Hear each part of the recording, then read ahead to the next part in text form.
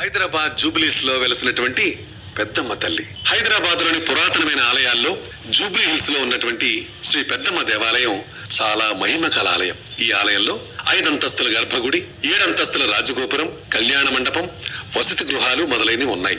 ఆలయ ప్రాంగణంలో ఎత్తైన ధ్వజస్తంభం ఉంది. ధ్వజస్తంభం వద్ద రూపాయి బిళ్ళ పడిపోకుండా నిలువుగా నిలబడితే మన మనసులో అనుకున్న కోరిక నెరవేరుతుందని భక్తుల నమ్మకం. ఇక చరిత్ర గురించి చూస్తే పెద్దమ్మ గుడి ఎన్నో సంవత్సరాలుగా జూబ్లీ హిల్స్ లో ఉండగా 2000 సంవత్సరం నుంచి దీని ప్రాచుర్యం చాలా బాగా పెరిగింది. అమ్మవారు పూర్వకాలం నుంచి గ్రామ దేవతగా పూజలు అందుకుంటూ ఉండేది. పెద్దమ్మ తల్లి కోరితే వరమిస్తుంది, మొక్కితే కరుణిస్తుంది. ఈ ఆలయంలో కాలు పెట్టగానే నిశ్చింతగా ఉంటుంది. ఇక పురాణం. మహిషాసురుడనే రాక్షసుడు ముల్లోకాల్ని పీడించేవాడు. యజ్ఞయాగాదుల్ని నాశనం చేసేవాడు. ఇంద్రాదులను తరిమి కొట్టేవాడు. త్రిమూర్తులు కూడా ఆ ధాటికి తట్టుకోలేకపోయేవారు. పాహిమా